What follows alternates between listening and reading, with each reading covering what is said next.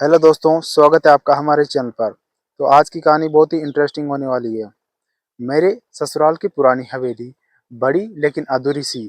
हवेली के बीचों बीच एक पुराना कमरा था, बंद, अंधेरा और डरावना। सब कहते उधर मत जाना, वहां आत्माओं का साया है।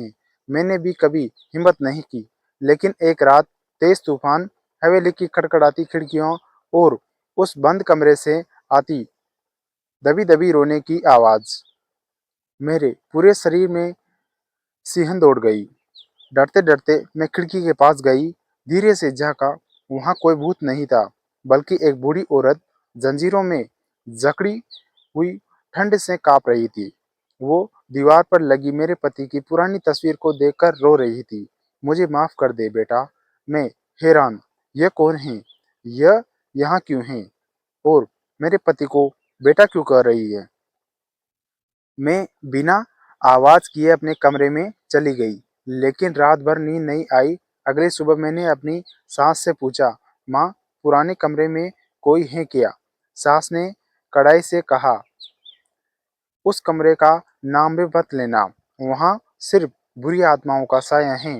पर मुझे पता था, मैंने कल जो देखा था वो इंसान था। मैंने अपने पति विजय को बताया, उन्होंने भी मुझे चुप करा दिया। यह घर बहुत पुराना है, तुम्हें भ्रम होगा। पर मुझे यकीन था, जो मैंने देखा वो हकीकत थी। मैंने मौका देखकर कमरे की चाबी ढूंढनी शुरू की। कुछ दिनों की तलाश के बाद एक दिन मुझे चाबी मिली, पुराने संदूक में छिपी हुई। रात को सब सो गए। मैंने कांपते हाथों से ताला खोला। कमरा बंद, अंधेरे से भरा हुआ, जैसे सालों से किसी ने दरवाजा नहीं खोला। और वहां फिर वही बूढ़ी औरत, वो मुझे देखते ही बोली, आ गई। मुझे पता था, एक दिन तू तू मुझे जरूर ढूंढेगी। मैं डर गई, लेकिन हिम्मत करके पूछा, आप कौन हैं? वो धीरे से मुस्कुराई और कहा, मैं विजय की असली माँ हूँ। मेरे पैरों तले जमीन खिसक गई।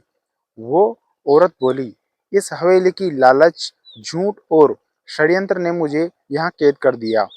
तेरे ससुर ने मुझे पागल घोषित कर दिया, ताकि हवेली की सारी जायदाद उसके नाम हो जाए।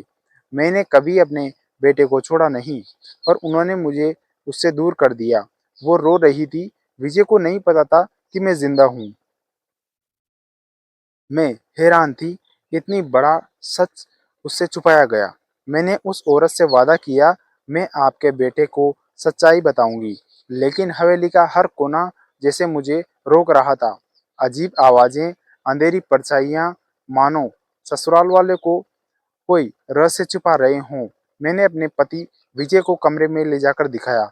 विजय जैसे पत्थर बन गया, आंखों से आंसू बहने लगे। माँ, आप जिंदा हैं? बूढ़ी औरत ने अपने बेटे को गले लगा लिया। सालों के बिछड़े का दर्द दोनों की आंखों में था। तभी मेरे ससुर और जेठ पहुंच गए। वे दोनों गुस्से से पागल थे। तुम्हें सच जानने की जरूरत नहीं थी। ये औरत इस घर के लिए अपशगुन है। विजय पहली बार अपने पिता के खिलाफ खड़ा हुआ। अपशगुन ये नहीं, आपका लालच है। हवेली दहल गई इस आवाज से। कानूनी कार्रवाई हुई, बूढ़ी माँ को आजादी मिली, जंजीरें हटा दी गई, कमरा खुल गया, हवेली से हवेली पर से बोझ उतर गया। विजय और अपनी माँ को लेकर घर गया, और हवेली अब डरावनी नहीं लगती, क्योंकि भूत नहीं, सच का डर था वहाँ। दोस्तों, कैसी लगी आपको कहानी? अगर अच्छी लगी हो तो लाइक करके, कमेंट करके, चैनल को सब्सक्राइब करके नोटिफिकेशन बेल ऑन करें। जय हिंद, जय भारत।